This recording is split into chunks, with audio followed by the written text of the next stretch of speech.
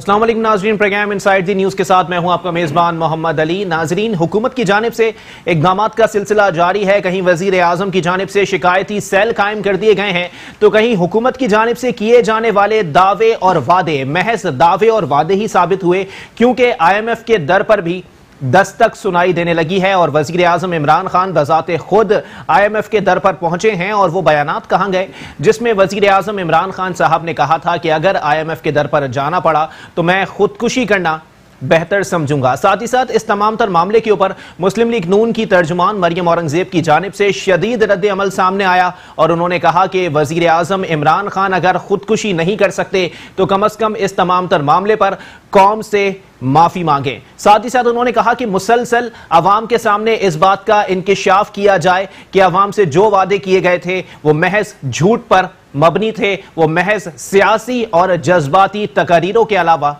कुछ नहीं था। इसी पर मजीद बात करेंगे। हमारे साथ मौजूद हैं स्टूडियो में पाकिस्तान तहरीक इंसाफ के अहम रहनुमा हैं आदिल अंसारी साहब। बहुत शुक्रिया आदिल अंसारी साहब, आपने अपना कीमती वक्त इनायत किया। उनके साथ तशरीफ रखते हैं पाकिस्तान पीपल्स पार्टी से जनाब नईम अहमद अवान साहब। बहुत शुक्रिया नईम अवान साहब, आपने अपना कीमती वक्त इनायत किया।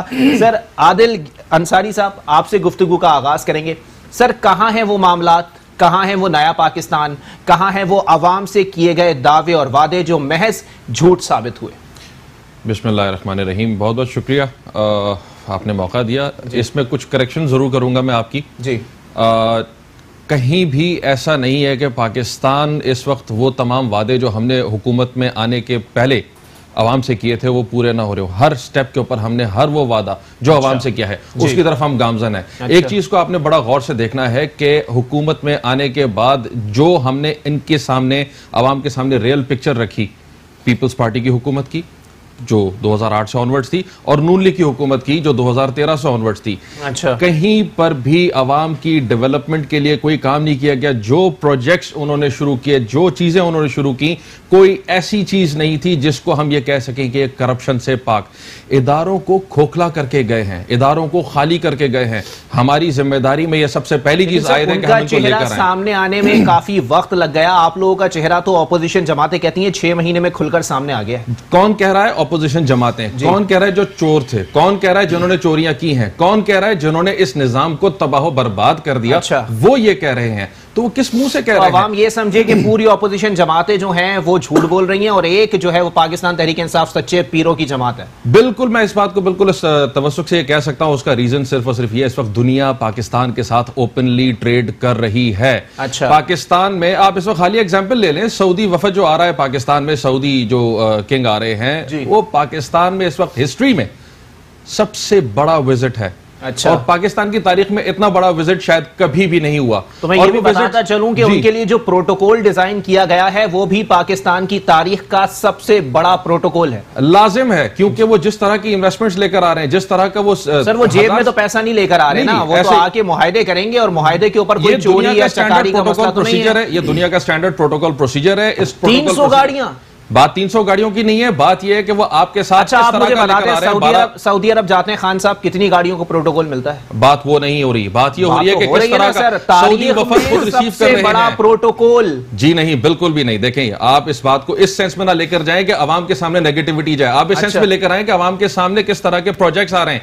आपके पाकिस्तान के अंदर जिस तरह की इन्वेस्टमेंट्स लेकर आ रहे हैं जाते हैं, फिर यू टर्न आ जाता है सामने। एग्जैक्टली, पिछली हुकूमतों में यही हुआ है सर। इस प्रोजेक्ट जो यू टर्न है वो इमरान खान साहब जो हैं उसको डिफेंड करते हैं कि अगर यू टर्न नहीं लिया तो मैं बड़ा लीडर नहीं। देखिए, वो पुरानी जो बातें हैं, आप अगर उनको उस तरह से लेकर आएंगे तो अवाम के सामने मैं फिर कह रहा हूं कि इस वक्त मुल्क जिस मुश्किल से गुजर रहा था, अच्छा, और अब जिस मुश्किल से हम उस अवाम को निकालने आ रहे हैं उसमें यह नेगेटिविटी आएगी। आप ये देखें कि जो इन्वेस्टमेंट्स आ रही हैं, जो प्रोजेक्ट्स हम लोग लॉन्च कर रहे हैं, जो चीजें यहां पर लेकर आ रहे हैं, उनमें कोई भी ऐसी चीज नहीं है जिसपे अवाम ये कह सके कि जब ये लॉन्च होंगे ये हमारे फायदे में नहीं है। और अभी जो ये जॉब्स हम क्रिएट कर रहे हैं, जो पूरा सिनेरियो पाकिस्तान में ओपनली डिस्कस हो रहा है, ये कहीं से भी अवाम की जो डील उसका जवाब ले लेते हैं। पाकिस्तान पीपल्स पार्टी से नईम अवान साहब मौजूद हैं। नईम अवान साहब, बेरोजगारी बढ़ गई है, मईशत का बुरा हाल है, मईशत का पहिया जाम हो गया है, गैस की बंदिश है। सिंध के अंदर आए दिन गैस की बंदिश की वजह से रोज का तखमीना लगाया जाए 1 अरब का नुकसान हो रहा है, फिर भी जी घबराना नहीं है। सर बात ये है जी कि सरकार आलम नबी पाक सल्लल्लाहु अलैहि वसल्लम फरमाते हैं, बदबख्त वो इंसान जो झूठ बोले, बदबख्त वो इंसान जो वादा खिलाफी करे, बदबख्त इंसान जो इमानत में खयानत करे। अच्छा। तो बात ये है कि ये तो कहते हैं हिटलर ने यू टर्न ना लेके ना बहुत बड़ी गलती कर दी। अच्छा। जो इनके 100 दिन का एजेंडा था, जो ये वादे कौम से करके आए थे, मैं अभी याद करा देता हूँ जी जी भाई की शायद नॉलेज में है या नहीं है। अच्छा। तमाम जितने भी गवर्नर हाउसेज है ना, हम उनको लाइब्रेरियां बना देंगे। वजीर आजम हाउस को हम लोग पार्क बना देंगे। जितने भी गरीब लोग हैं बगैर इलाज नहीं सोएंगे। अमीर आदमी टैक्स देंगे और जो गरीब अमीर आदमी टैक्स देगा, गरीब आदमी मजे करेगा। अच्छा। और आफियत सिद्दीकी को हम लेकर आ जाएंगे। IMF के पास कर्जा नहीं देंगे, IMF से कर्जा नहीं लेंगे, हम उनको कर्जा देंगे। अच्छा। और पार्लियामेंट में वजीर आजम साइकिल पे जाता है। बात ये कि 2018 के इलेक्शन से पहले, 2018 के इलेक्शन से पहले एक जमात जो कि कंटेनर पे खड़ी होकर, जो आपको भी पता होगा 2018 के इलेक्शन से पहले के एम्पायर की उंगली कौम अभी तक जानती है, एम्पायर की उंगली। अच्छा। फिर एम्पायर यही फिर वही लोग हैं जो पार्लियामेंट पे लानते भेजते थे, ये वही लोग हैं जो PTV पे हमले कराए थे। अच्छा। तो कौम इनसे एक्सपेक्ट करेगी, कौम इनसे एक्सपेक्ट करेगी ये कुछ डिलीवर करेंगे। तो बात ये है कि अभी कुछ अर्सा पहले इमरान खान ने सऊदी अरब में कहा कि मैं आऊंगा तो समीउल्लाह के जो कातलों को मैं गिरफ्तार करूंगा, आके उनको मैं सजा दूंगा। अच्छा। चीन पे थे तो पता लगा कि मैं तारण है उसको मैं गिरफ्तार करूंगा, उनके जो कातिल हैं उनको गिरफ्तार करूंगा। तुर्की से आऊंगा तो अली रजा के जो कातिल हैं उनको गिरफ्तार करूंगा। फिर मैं कतर से आऊंगा तो कतर से आने के बाद जो है वो सानिया साहिवाल के जो दहशतगर्द पुलिस वाले हैं उनको गिरफ्तार करूंगा। तो साहिवाल हुआ, पूरी कौम की आंखों से आंसू टपकने लगे, लेकिन इसके बावजूद भी खान साहब ने दौरा मौखिर नहीं किया। इसकी क्या वजह है? कतर वाले कहीं जा रहे थे या कतर वाले मुआहिदा कैंसिल कर देते? सर बात ये है कि मैंने कहा ना, इनके पास बेसिकली कोई प्लान नहीं है, कोई एजेंडा नहीं है, कोई तरतीब नहीं है इनके पास। अच्छा। ये कर्जा इस वक्त इनकी जो प्रायोरिटी है ना, ये क्या करते हैं कर्जे को ना, ये क्या करते हैं, IMF से जो लोन लेते हैं ये कहते हैं खुशखबरी, कौम को हम खुशखबरी दे रहे हैं, और फिर इसी लोन को ये कहते हैं पैकेज। ये पैकेज के चक्कर में जब लगे हैं ना सर, ये जी। बात ये है कि चोर ढूंढने लगे। घर से अलीमा खान चोर बरामद हो गई, 64 करोड़ रुपए की जायदाद निकल के आ गई दुबई के अंदर। मनी ट्रेल दे दी ना सर, मनी ट्रेल जो दी, तो बात ये कि दूसरे लोगों के लिए दूसरे लोगों के लिए NRO नहीं है, बहन के लिए NRO। बात ये कि 64 करोड़ रुपए। बात ये है कि ये मनी लॉन्ड्रिंग तो हुई ना, पता करें ना आवाम को जवाब देना। क्या मनी ट्रेल अगर आसिफ अली जरदारी साहब अभी तक जमा नहीं कराई है, जरदारी साहब अभी तक स्लिप जमा नहीं कराई है। बनी गाला की जमीन, बात ये है कि वन लीगल है। सुप्रीम कोर्ट ने 3 दफा कहा कि इमरान खान को कहो कि उसको लीगलाइज कराए, उसको अथोराइज कराया। 3 दफा नोटिस जारी हुए। जो इस मुल्क के अंदर जो पार्लियामेंट पे साइकिल पे जाने वाला वजीर आजम जिसका अपना घर लीगलाइज ना हो, सर उससे कौम क्या एक्सपेक्ट करेगी? आज यकीन करेंगे महंगाई का तूफान इस हद तक बर्पा कर दिया कौम के ऊपर। मासूम छोटे छोटे बच्चे हैं ना, जो यकीन करेंगे दूध पीते हैं, जो चॉकलेट खाते हैं, जो पापे खाते हैं, वो भी इनको बदवाएं दे रहे हैं कि या अल्लाह हमें पुराना पाकिस्तान लौटा दे, हमारे गुनाह हैं तो हमें बख्श दे मेरे मौला, हमें नए पाकिस्तान से हमारी तौबा। जो इन्होंने इस वक्त जो हालात कर दिए, तमाम गवर्नर राष्ट्र को गिराएंगे, वो तो नहीं गिरे, गरीबों के पता रहे। 71 साल हो गए खोल दिए ना उन्होंने, अवाम आए तफरी करें। सर 500 रुपए का टिकट रखा हुआ है वहां पर, क्या खोल दिया गवर्नर हाउस? अच्छा बंद करे ना, जिन्होंने कहा लाइब्रेरियां बनाएंगे। कौन सी लाइब्रेरी बनी है सर? सर लाइब्रेरी के कार्ड बनने में तो पैसे खर्च हो रहे हैं। ये तो 100 दिन का एजेंडा था ना सर। चलिए जवाब ले लेते हैं, चले जवाब ले लें। सर प्लानिंग नहीं है आप लोगों के पास, आप लोग हवा में तीर छोड़ रहे हैं और फिर वही वाली बात हो जाए कि होती नहीं, जो कौम हक बात पे यकजा उस कौम का हाकिम ही फकत उसकी सजा है। ये बात आप लोगों ने सच साबित कर दी है। प्लानिंग तो इनके पास है कि चोरी कैसे करनी थी, प्लानिंग इनके पास है कि आवाम की जेब कैसे खाली करनी थी। IMF की बात कर रहे हैं, किस तरह करनी है? नहीं जी बिल्कुल भी ऐसी कोई बात नहीं है। मैं एक चीज बहुत क्लियर कर दूं, IMF का जो जिक्र कर रहे हैं, मौसूफ को शायद पता नहीं है, IMF से अब तक हमने किसी किस्म का कोई कर्जा लेने की बात नहीं की है। एक चीज हमारी वाज़ेह है, हो गया है सर। देखिए मेरी बात सुनिए, कुरैशी साहब ने तस्दीक कर दी है इस बात की। किस चीज का मुआहदा हुआ? आपने सारे बयान देखे, आपने तमाम चीजें देखी, मैं आपको step by step Asad Umar के भी कॉल ऑफ फेम में तजाद पाया जाता है। आप इंटरप्शन करेंगे तो मेरा मौकिफ नहीं आ पाएगा। चलें आप ठीक है। सबसे पहली चीज ये कि IMF के पास हमने ओपनली अवाम के सामने ये कहा था कि हम उस वक्त जाएंगे जब तक हम ये कोशिश कर लें कि हम तमाम रास्ते हमारे खत्म ना हो जाएं। और हमने IMF के पास जो भी अभी इस वक्त डिस्कशंस भी चल रही हैं, अभी हम फाइनल स्टेज पे नहीं पहुंचे। अच्छा ये बयान आप लोगों ने कब दिया आवाम को? असद उमर के तमाम बयान थे, आप पिछले 2 साल के 3 साल के 2014 में जो खान साहब का बयान है, ये बता दें कि तारीख कब अनाउंस कर रहे हैं वो कि वो सियासी सिचुएशन बड़ी इंपॉर्टेंट होती है। आप उस वक्त स्टेज बाय स्टेज उसको देखते हैं कि मुल्क कहां जा रहा है। 2014 में जो इकोनॉमी की कंडीशन थी, नून लीग को आए उस वक्त 1 साल हुआ था। अच्छा। और उसके बाद तबाहाली का शिकार होता गया और पाकिस्तान के खजानों को खाली कर दिया गया। अच्छा। सर्कुलर डेट की आप बात कर ले, तमाम चीजों की बात कर दें। इस वक्त हमारी जिन ममालिक के साथ बातचीत चल रही है, जिन मुल्कों के साथ हम इस वक्त डील्स कर रहे हैं, वो क्या चीज है? वो इस वक्त दोस्ताना पैकेजेस दे रहे हैं। हम कोशिश कर रहे हैं कि हम नहीं दे रहे ना, वो तो को इंटरेस्ट पे करना है। नहीं जी नहीं, देखिए आप एक चीज को बड़ा क्लियर कर दें, जहां जहां हमें इंटरेस्ट पे करने की बात आ रही है वो वाले अमाउंट उठा लें कितने हैं। जहां हमें अमाउंट पार्क किया गया, अमाउंट पार्क करने की कंडीशन समझते हैं कि वो हमें वक्ती तौर पे हेल्प आउट कर रहे हैं and there is no interest, there is no मुआहदे क्या हो गए कि वो मुल्क के अंदर रसूल पार्लियामेंट में क्यों नहीं पूछते? मैं आपको बताता हूं ये क्या करते हैं। आप लोग अगर पार्लियामेंट में एतमाद में ले लें तो वो भी पूछेंगे पार्लियामेंट के अंदर, किसी मामले के अंदर पार्लियामेंट पार्लियामेंट में जैसी तो ये जो हमारे साथ जो चलते थे चोर डाकू जिनको कहते हैं, आपके तौर पर मैंने इंटरप्ट नहीं किया था, लेकिन बात यह है कि पार्लियामेंट को अगर ये पार्लियामेंट समझना शुरू करें और पार्लियामेंट के सेशंस को अगर सीरियसली अटेंड करना शुरू करें, क्योंकि जब पार्लियामेंट में जब बात होगी हिसाब किताब तो होगा, बिल्कुल पार्लियामेंट में बात होगी, किताबें खुलेंगी। अच्छा, इस वक्त किताबों के ऊपर बड़ा शोर खुर्शीद शाह साहब मचा रहे हैं कि जी पब्लिक अकाउंट्स कमेटी में शहबाज शरीफ को हटाया ना जाए। हमारे तमाम वुज़रा ने अगरचे किसी के ऊपर सिर्फ इल्जाम महज आया है, उन इल्जामात की बेसिस पे इस्तीफा दिया है। शहबाज शरीफ इस्तीफा क्यों नहीं देते? बात यह कि सियासी माहिरीन ये कहते हैं कि पब्लिक अकाउंट्स कमेटी का आज पता लग रहा है कि वाकई कोई बड़ी चीज है पब्लिक अकाउंट्स कमेटी। एग्जैक्टली बहुत बड़ी चीज है। अच्छा, एग्जैक्टली बहुत बड़ी चीज आज तक हैसियत इतनी नहीं दी गई, इसीलिए नहीं दी गई कि चोर जो है वो मुकमुके के ऊपर लगे हुए हैं ना। चार्टर ऑफ मुकमुका, चार्टर ऑफ डेमोक्रेसी का नारा लगाते हैं। मुराद अली शाह साहब असेंबली में कहते हैं चार्टर ऑफ डेमोक्रेसी साइन नहीं करेंगे इमरान खान तो मैं बिल्कुल भी जो है वो पब्लिक अकाउंट्स कमेटी का चेयरमैन सिंध के ऑपोजिशन लीडर को नहीं दूंगा। Charter of democracy is not a constitutional document, ये आईनी डॉक्यूमेंट नहीं है। ये इनके दौरे हुकूमतों में इन्होंने चार्टर ऑफ डेमोक्रेसी को चार्टर ऑफ मुकमुका के तौर पे इस्तेमाल किया है। अच्छा। तुम मेरी पीठ खुजाओ, मैं तुम्हारी पीठ खुजाऊंगा, मैं तुम्हारी पीठ पे थपकी दूंगा, तुम मेरी पीठ पे थपकी दो। इंतकामी सियासत तो हुई है, इनके दौर में भी हुई है, आपके दौर में भी हो रही है। कहीं भी इंतकामी सियासत नहीं हुई है। ऑपोजिशन जमातें कह रही हैं, मैं तो नहीं कह रहा। ऑपोजिशन जमातें वही है ना, चोर चोर ही कहेगा ना, और कौन कहेगा? देखिए मेरी बात सुने, बड़ी इंपॉर्टेंट है, ये बहुत इंपॉर्टेंट है, नेशन को पता चलना चाहिए। तमाम इदारे हमारे दौरे हुकूमत में आजाद हैं। अच्छा। तमाम इदारों में किसी भी एक इदारे के अंदर हमारी किसी भी किस्म की इन्वॉल्वमेंट नहीं है। जो इदारा नैब इन्होंने ही बनाया था ना, नून लीग ने ही बनाया था ना जी, किसी और ने तो नहीं बनाया। हमने तो उसमें आके कोई अपनी अपॉइंटमेंट भी नहीं की है।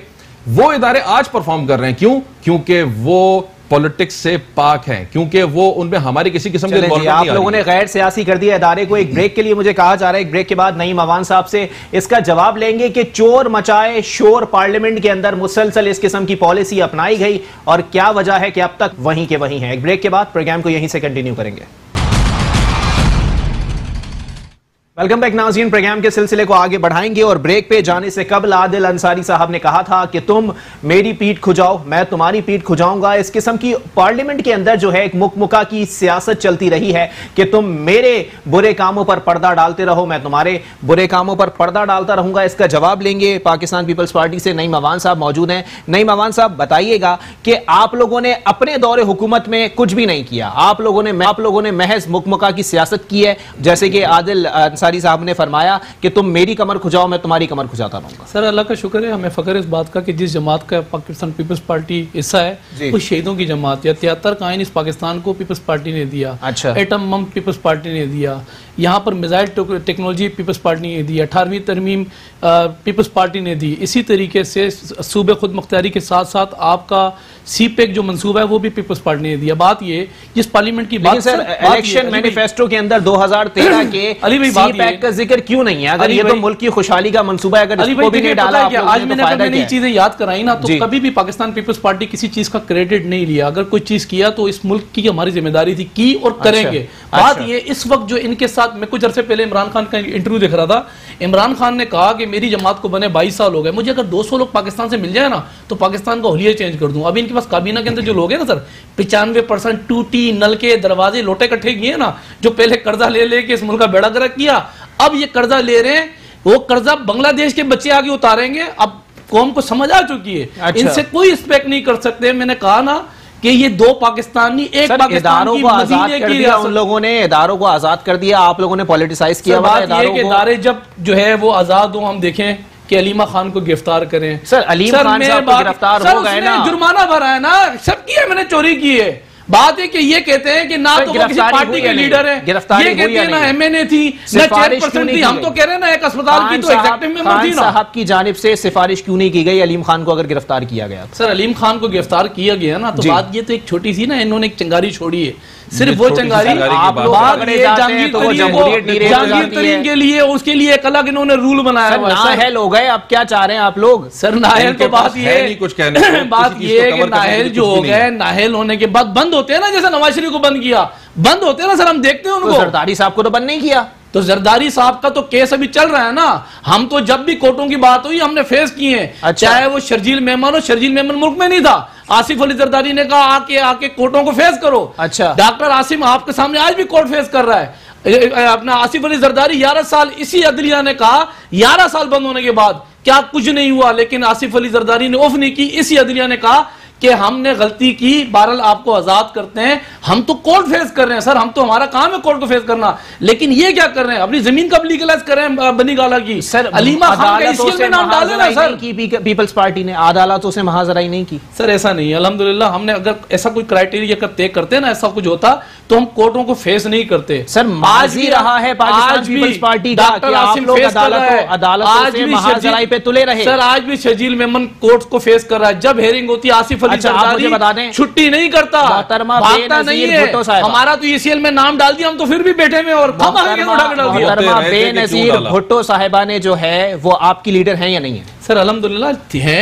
11 दिसंबर 2007 जजेस को अगर सियासी जमात बनानी है तो बना लें, हम बाइकआउट नहीं करेंगे। ये महाजराई है या नहीं? यहाँ पर जिसको इन्होंने तादी बनाया हुआ एक जमात, जिसको टारगेट किलर कहते थे, जिसको पंजाब के डाकू कहते थे, जिसको चपड़ासी नहीं रखे, ये कराची के जो हालात हमें तोहफे में उन्होंने दे दिए थे। अच्छा। वफाक ने हमेशा सूबा सिंध, देखें 3 सूबों में अक्सरियत के बाद, सूबा सिंध में नाकामी के बाद जो सूरत उन्होंने बनाई हुई है सिंध के अंदर, आए दिन कभी चोर बाजारी का, कभी वो अकाउंट, तो कभी ये शोर शराबा। तो सर तो आप लोगों ने भी कुछ नहीं किया ना सर? 11 बात ये कि सिंध को जिन तो नहीं चलाते ना सर। तो सर बात ये सिंध में जो बर्मी आते हैं, जो यहाँ पर बंगाली आते हैं, चाहे वो केपीके से मूंगफली वाले आते हैं, कारपेट वाले आते हैं, चाहे वो वहां से मोची आते हैं, ट्रांसपोर्टर आते हैं, ये समंदर में नहाने के लिए आते हैं। सिंध में तो कुछ भी नहीं किया हमने। केपीके से जमात निकली थी, केपीके से निकली थी। स्कूलों का हाल पता है क्या कर क्या ये सर 22,000 स्कूल वहां पर सेकेंडरी है सर 120 तो सुन लेना नईम साहब, बेहतर ये होता कि कारोबार कमाने वो सिंध में सिर्फ कराची नहीं आते, वो सिंध के दीगर शहरों में भी जाते, तब हम बात करते कि वाकई पीपल्स पार्टी ने सिंध में कोई काम किया। कराची बेसिकली हब है ना। अच्छा। 6 डिस्ट्रिक्टों का हब है जी, लेकिन यहीं से निचोड़ निकलता है। कराची भी सिंध का हिस्सा है, केपीके के कोई हिस्सा नहीं है। केपीके का कोई सर गांव नहीं है। आप लोगों ने कभी ध्यान तो नहीं दिया? सर अल्लाह का शुक्र है, बात है कि जितना ध्यान, जितने वसाइल में मिलते हैं ना, इसको जिस तरीके से हमें बजट दिया जाता है, आज भी 90 रुपए रोक के बैठे हुए, जिस तरीके से सुतेली माओ की तरह, आज नहीं हमारे साथ जब भी कोई हुकूमत आई है सुतेली माओ की तरह हमें एंटरटेन किया है। अच्छा। सुतेली माओ की तरह आप यकीन करेंगे 12 मई यहाँ करा के हमारे आज तक बड़ा करके रखा है की हुकूमत। मैं कह रहा हूँ वफाक ने वहां बैठ के डिक्टेटर ने कहा कि ये ताकत होती है, 12 मई करा के आज तक हमारे गले में डाला हुआ है। वफाक में बैठे हुए जो लोग हैं या कोर्टों को आग लगा के ताकत का मुजाहरा दिखाते रहे, आज भी हम फेस कर रहे हैं। या फैक्ट्रियों को आग लगाया, जिनको ये कहते हैं टारगेट किलर जमात, आज इनके तादी बन के बैठे हुए हैं। सर खुदा और रसूल को माने, कुछ डिलीवर करें। 6 माह हो चुके हैं अभी तक। इसका जवाब ले लेते हैं आदिल अंसारी साहब। इस वक्त एक हजरत अली करमुल्ला वजह का कॉल याद आ रहा है कि इस वक्त अगर सियासत में झूठ और मुनाफिकत ना होती तो मैं बहुत बड़ा सियासतदान होता। आप लोगों ने महज झूठ और मुनाफिकत का ही सहारा लिया। कल तक जो डाकू थे आज वो मुदब्बिर हो गए, कल तक जो टारगेट किलर थे आज वो इत्तेहादी हो गए। वजह क्या है? 3 पॉइंट्स हैं, मैं तीनों पॉइंट्स पे आपसे टाइम मांगूंगा। जी, बड़ी डिटेल उन्होंने बात की है, जिस पे जवाब देना बहुत जरूरी है ताकि आवाम को भी पता चल सके। पहली चीज कि जो हमारे इत्तेहादी हैं उसका कतन मतलब ये नहीं है कि अगर उनका कोई इस वक्त गलत काम हो हम उसको डिफेंड करें, या पुराना गलत काम किया हुआ हो और अगर वो जेर तफ्तीश हो हम उसमें असरअंदाज हो सकें। ये पहली बात बहुत क्लियर है। दूसरी बात ये बात करते हैं इख्तियारात की, बात कातिल हो, कातिल रहें, इत्तेहादी रहें, भत्ताखोर हो, भत्ताखोर रहें, लेकिन इत्तेहादी रहें, ऐसे कुछ इत्तेहादी रहें। आप बात को किसी और डायरेक्शन में लेके जा रहे हैं। मैं बहुत क्लियर कर दूं कि उनका हमारा भी एक जो प्रिंसिपल स्टांस, आपके वफाकी वजीर थे जो पाबंदी लगवाने के लिए लेटर लिख रहे थे आर्मी चीफ को, मैंने भी शायद कॉल की थी और मैंने कॉल की थी वो उनकी जमात का सरबराह था। अच्छा, वो नहीं है, वो आके टारगेट किलिंग करता था यहाँ पे, नहीं पता वो लेता था कराची में आके, वो यहाँ आके जो है मोबाइल छीनता था लोगों से, बाद वो लीडर अलग हो गया। देखिए जी मेरी बात सुने, अब हम जरा चीजों को लेकर चलते आगे। ये बात करते हैं इख्तियारात की, बात कर रहे हैं कि इनको कोई पैसे नहीं मिले और इनको पैसे रोके गए हैं। एनएफसी की बात करते हैं, हमने हुकूमत में आते ही एनएफसी के ऊपर काम करना शुरू किया और एनएफसी का जब इजलास कराया और खैबर पख्तूनख्वा के अलावा बताइए, सबसे आखिर में एनएफसी की मीटिंग के लिए अपने डॉक्यूमेंट जमा करवाने वाली जो सूबा था वो सिंध सूबा था। अच्छा। ये ऑन रिकॉर्ड है, सबसे ज्यादा शोर मचाने वाला। अच्छा। और सबसे आखिर में दस्तावेजा जमा करवाने वाला सूबा सिंध हुकूमत था। अच्छा जी, अब पहली चीज बात करते हैं इख्तियारात की।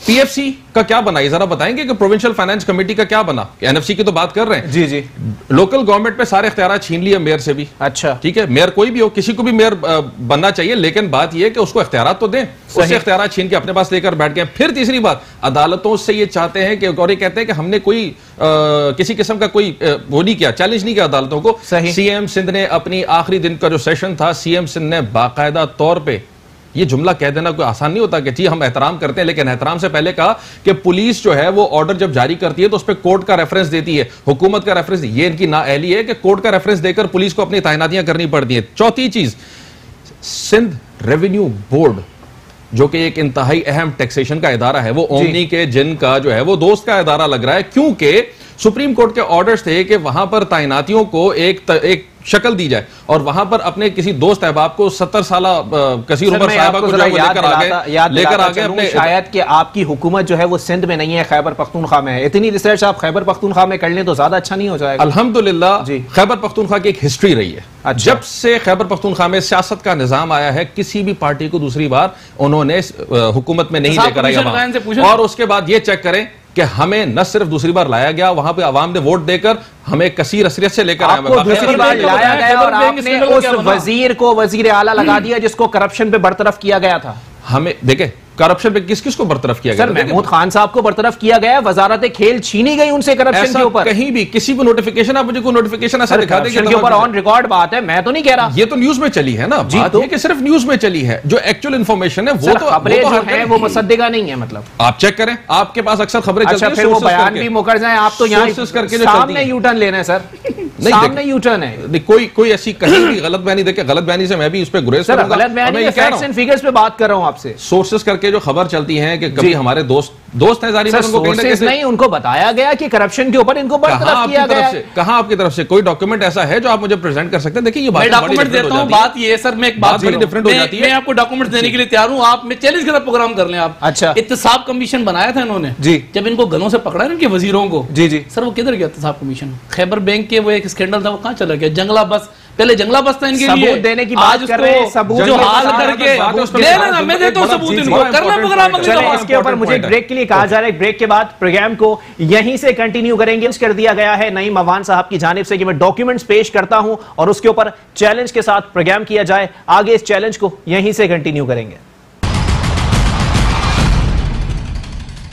वेलकम बैक नाज़रीन, प्रोग्राम के सिलसिले को आगे बढ़ाएंगे और पाकिस्तान पीपल्स पार्टी के अहम रहनुमा नईम अहमद अवान साहब की जानिब से चैलेंज किया गया है कि डॉक्यूमेंट्स पेश करता हूं, और जब गर्दन से पकड़ा गया तब सारे स्कैंडल सामने आने लगे और उस कमीशन को ही तहलील कर दिया गया जिस कमीशन की जानिब से एहतिसाब के अमल को बरकरार रखा गया था। क्यों खत्म कर दिया सर? आदिल अंसारी साहब देखें जी, बहुत इंपॉर्टेंट है कि ये जरा हकायक को अच्छी तरह से छानबीन कर लें। अगरचे इनको लगता है कि एहतसाब कमीशन की कोई ऐसी चीज थी जिसकी वजह से उसको तहलील किया गया और उसको खत्म किया गया, तो ये न सिर्फ पार्लियामेंट में बल्कि अदालत जाके भी चैलेंज कर सकते हैं। अदालत को एहतराम करते हैं ना, ये चैलेंज कर लें, जो हकायक होंगे इनके सामने आ जाएंगे। इन चीजों पे कोई वो हम किसी चीज के पीछे छुपने वाले नहीं है, पहली चीज ये। दूसरी चीज एहतराम आप करते हैं? अल्हम्दुलिल्लाह हम न सिर्फ करते हैं बल्कि हमने पार्लियामेंट हमला केस में नाकाबिले जमानत वारंट गिरफ्तारी जारी हुए हैं आपके वजीर इत्तलात के।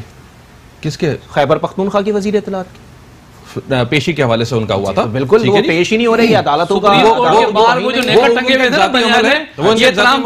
मैं इंटरप्ट नहीं कर रहा था, उनका जाती कोई वजूहत होंगी, उसके पे वो खुद अदालत को फेस करेंगे। उसमें हमें कोई कहा गया, हम इन्फ्लुएंस नहीं कर रहे अदालत के किसी भी अमल के ऊपर, अदालत की किसी भी एक्टिविटी के ऊपर। दूसरी बड़ी इंपॉर्टेंट चीज है, बड़ी बात की उन्होंने डेवलपमेंट की। हैदराबाद, सांगड़, सखर, लाड़काना, कोई ऐसा शहर सिंध का नहीं है जिसको आप ये कहें कि इट्स अ डेवलप्ड सिटी। 10% भी अगर कोई डेवलपमेंट की हो, इन पूरे अपने 11 सालों की लगातार हुकूमत के अंदर ऑडिटर जनरल की रिपोर्ट खरबों रुपए की करप्शन के बारे में वो चीखम चिल्ला रही है कि भाई वो रिपोर्ट आप देखें। सिंध हुकूमत के जो ये असेंबली के अंदर तो बिल्कुल भी उन रिपोर्टों के ऊपर कोई अमल नहीं हो रहा। अच्छा। ऑडिटर जनरल की रिपोर्ट के अंदर मेरा एक विजिट हुआ था सांगड़ के अंदर, मैं आपसे ऑन द रिकॉर्ड ये शेयर करना चाह रहा हूं। ऑपोजिशन लीडर सिंध असेंबली के साथ फिरदौस शमीम नकवी के साथ हमने एक विजिट किया और वहां पर सांगड़ के सिविल अस्पताल में जाकर अफसोस करना पड़ा, क्योंकि वहां पर सर्जन नहीं है। अच्छा। वहां पर अद्वियात नहीं है। वहां पर 8 मरीज उस वक्त टाइफाइड के, हमें बताया गया कि मरीज टाइफाइड के लेटे हुए हैं, ठीक है, और उनको ट्रीटमेंट क्या दी जा रही है? तमाम 8 के 8 मरीजों को ज़ेंटेक की इंजेक्शन दी जा रही है। अरे भाई, छोटी उम्र का 13 साल का बच्चा, उसको भी क्या ज़ेंटेक की इंजेक्शन लगेगी? जो 65 साल का एक बुजुर्ग वहां पर जो है वो जेर इलाज है। ये किस तरह के, और डॉक्टर जस्टिफाई नहीं कर पा रहे कि ये मेडिसिन उनको क्यों दी गई हैं। तो कहने का मकसद मेरा ये है, सीनियर तज्जियाकार रिफत सईद साहब हमें ज्वाइन कर चुके हैं, उनसे बात करते हैं। रिफत सईद साहब, बताइएगा कि इस वक्त पाकिस्तान तहरीक इंसाफ की हुकूमत कहती है कि सिंध हुकूमत चोर है, और सिंध हुकूमत कहती है कि वफाकी हुकूमत की पॉलिसीज का फुकदान है, वफाकी हुकूमत की जानिब से जो मामला चलाए जा रहे हैं वो मुज़हका खेज हैं, उससे अवाम को कोई फायदा नहीं होने वाला। देखिए, ये एक ब्लेम गेम वाली सूरत हाल है। हर मामले का जिम्मेदार सिंध हुकूमत को ठहराती है तहरीक इंसाफ, और जो दीगर मामला हैं उस पर जो पीपल्स पार्टी की हुकूमत है वो तहरीक इंसाफ को। तो लब तक सूरत हाल ये, अगर सिंध असेंबली में भी आप देखें, कोई कानून साजी नहीं है, कोई अवामी मसले की जानिब तवज्जो नहीं है, सिर्फ ब्लेम गेम एक दूसरे पर। रोजाना की बुनियाद पर आप अगर असेंबली का इजलास देखें तो वहां पर भी यही सूरत हाल नजर आती है। अब एक नया फिनोमेना ये आप देखें कि बल्दियाती उमूर के हवाले से गो के आलमगीर खान कौमी असम्बली के रुकन है, लेकिन उनकी वो बल्दियाती काउंसलरों वाली आदतें हैं वो नहीं जा रही हैं। बात है कि इस तरह जाकर सीएम हाउस पर पानी फेंक देना, इससे मसाइल हल नहीं होंगे। उनका जो हल्का है, जिस हल्के से वो मुंतखब हुए हैं, गुलशन इकबाल का हल्का है, वहां की आप सूरत हाल तो देखें क्या हो रही है। बजाय इसके कि वो बात करते हैं हुकूमत से कानून साजी, कौमी असम्बली में कुछ ऐसी कानून साजी करें, वफाकी हुकूमत इस तरह के फंड दे। सिंध हुकूमत साहब, ये तो अपोजिशन जमातों की जानिब से भी मुसलसल कहा जा रहा है कि हुकूमत को ये बात समझनी चाहिए कि वो हुकूमती बेंचेस पर बैठे हैं, अपोजिशन में नहीं है। वो उस मूड से निकल ही नहीं रहे हैं। वो अभी तक अपने आप को हिज़्ब इख्तिलाफ का हिस्सा समझते हैं, उसी तरह से बिहेव कर रहे हैं। उनको अब शायद इस बात का यकीन नहीं आ रहा कि उनकी हुकूमत बन चुकी है, मरकज में उनकी हुकूमत है, KPK में उनकी हुकूमत है, बलूचिस्तान में उनके इत्तेहादी हैं, सिर्फ सिंध में नहीं है। तो मेरा ख्याल में अगर जमहूरी अंदाज से सिंध में पीपल्स पार्टी की अगर हुकूमत बनी है उसे चलने देना चाहिए, और वह मरकज में जो है वो खींचातानी नहीं करनी चाहिए। और बात है कि मैं बार बार यही कहता हूँ हर प्रोग्राम में जहां भी जाता हूँ कि हकीकी अवामी मसाइल पर तवज्जो दें, उसको हल करने पर कोई तवज्जो नहीं दे रहा। सिर्फ ब्लेम गेम चल रहा है, एक दूसरे पे इल्जामात आयद किए जा रहे हैं, लेकिन मसाइल की जानिब कोई तवज्जो नहीं दे रहा। बहुत सारे मसाइल बल्दियाती उमूर से मुताल्लिक हैं। तो मेरे ख्याल में तहरीक इंसाफ अब इस बात का इंतजार कर रही है कि वो बल्दियाती इंतखाबात होंगे तो अब बल्दिया उनके पास आएगी, मेयर उनका होगा। तो मेरे ख्याल में अभी ये सोच है, आगे देखते हैं कि सूरत हाल क्या बनती है, कुछ डिलीवर तो करें। लेकिन रिफत सईद साहब, मुसलसल ये बात सामने आ रही है, ऑपोजिशन जमातें कहती हैं कि हमने जमहूरियत के लिए सिस्टम को चलने की इजाजत दी, वरना ये हुकूमत जो है ये सिलेक्टेड हुकूमत है। दूसरी जानिब हुकूमत की जानिब से अब तक ऑपोजिशन को दावत नहीं दी गई कि आप बैठें और हमारे साथ बात करें, हम प्रोजेक्ट्स को डिस्कस करते हैं। देखिए, बातें सब कर रहे हैं एक दूसरे से कि हम आपस में बैठकर बात करेंगे, इस हवाले से बात होनी चाहिए, लेकिन अमलन कोई भी इस इदारे में तवज्जो नहीं दे रहा है कि कोई बातचीत करे।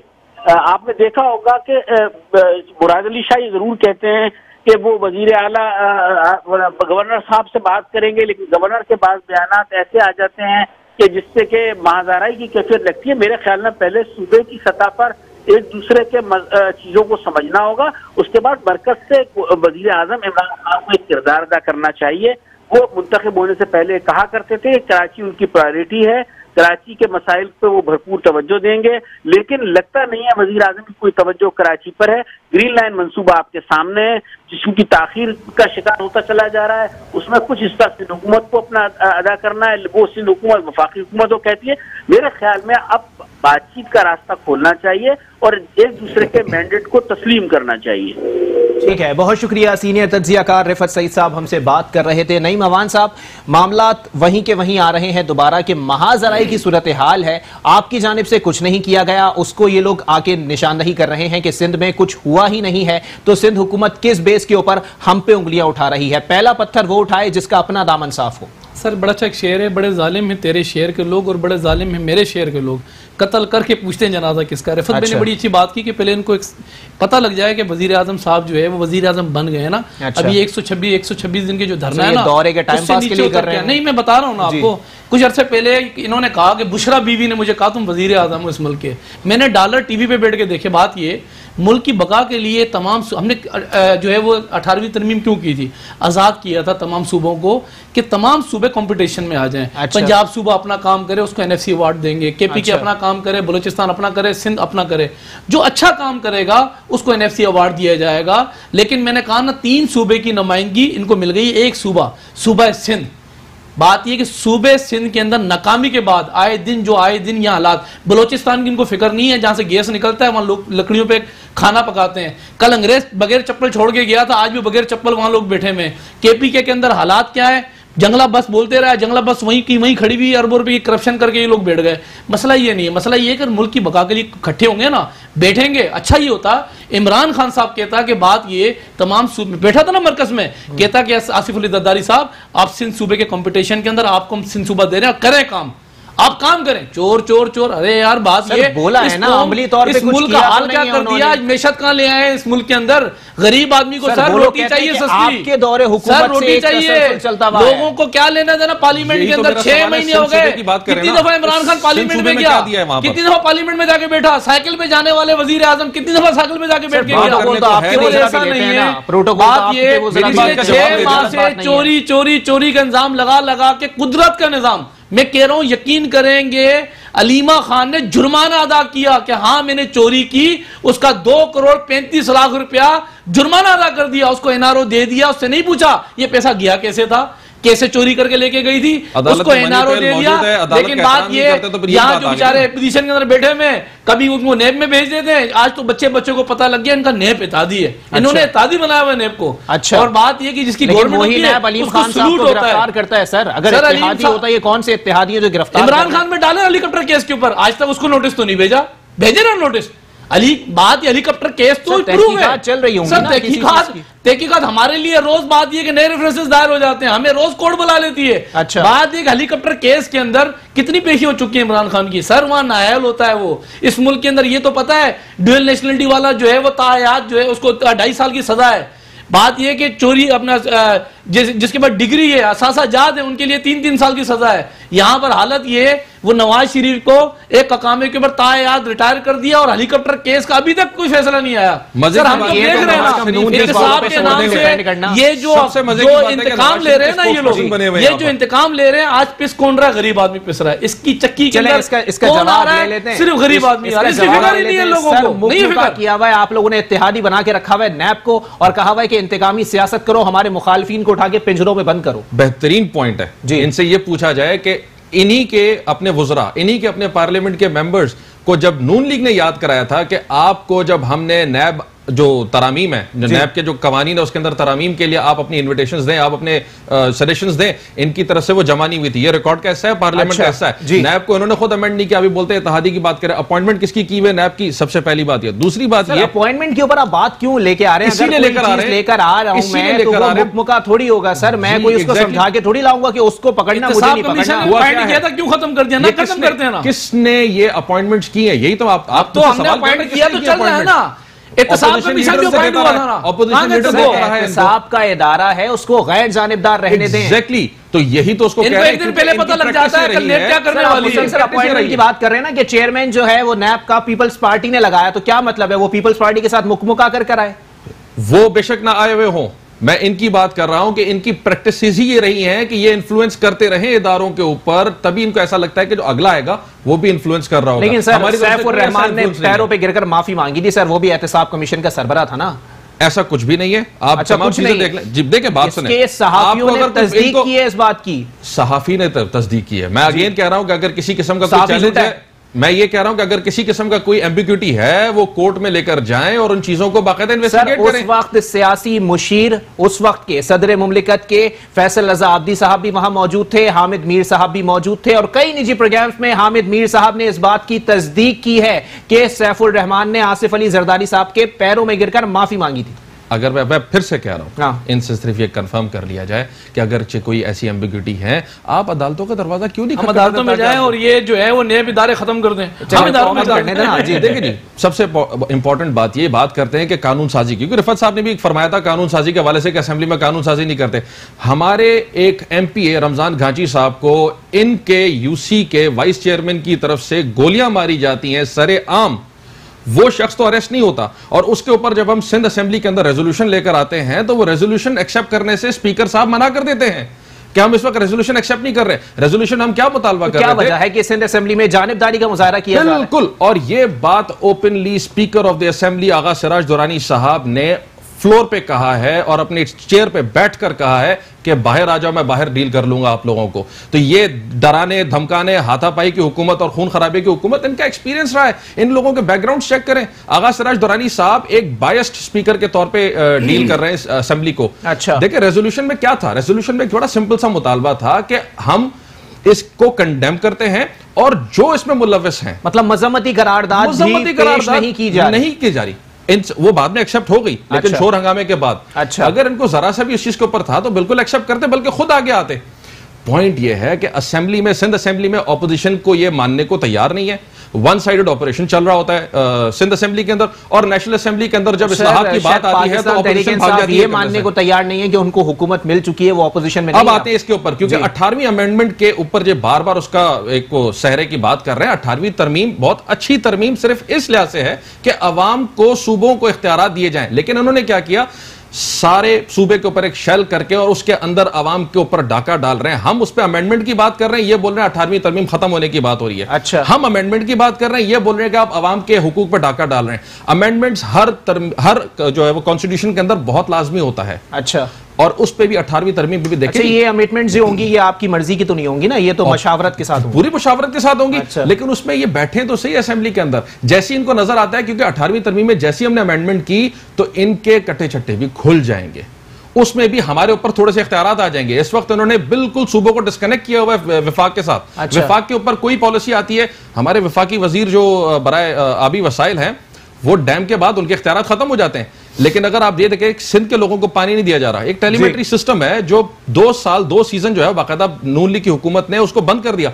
सिंध का पानी नून लीग ने चोरी किया, सिंध का पानी चोरी करके पंजाब लेकर जा रहे हैं। इन्होंने उस पर शोर क्यों नहीं मचाया कि सिंध का पानी चोरी हो रहा है? क्योंकि आपा ज़ेरा की जो आजकल भाई बने में आपा ज़ेरा का मर्डर हुआ था, और लियारी में अगर हुसैन खांची के साथ कोई सानी हुआ तो पीपल्स पार्टी ने नहीं कहा, रमजान खांची पीपल्स पार्टी नहीं कहा ये इस किस्म के मामला करो। आपा ज़ेरा इनको भूल गई है मेरी ख्याल में। अच्छा, बहुत शुक्रिया नईम अवान साहब पाकिस्तान पीपल्स पार्टी से, आदिल अंसारी साहब पाकिस्तान तहरीक इंसाफ से हमारे साथ मौजूद थे। मामला फिर वही के वही हैं कि ऑपोजिशन जमातों की जानिब से मुसलसल सामने आ रही है कि हुकूमत को समझना चाहिए कि अब हुकूमती बेंचेस जो हैं वो उनके जिम्मे आ चुकी हैं, अब उनको ऑपोजिशन के तौर पर किरदार अदा करना नहीं चाहिए। साथ ही साथ सूबों की खुद मुख्तारी जो है वो जमहूरियत का हुस्न है। 18वीं तरमीम को बाकी रहना चाहिए, लेकिन अमिटमेंट अगर उसमें कोई की जा रही है तो उसमें सूबों को एतमाद में लेना इंतहाई जरूरी है। कानून साजी की जाए, अवाम के मसाइल हल किए जाएं और महाजराई की सूरत हाल को यकसर मुस्तरद कर दिया जाए। अपने मेजबान मोहम्मद अली को दीजिए इजाजत। अल्लाह हाफिज।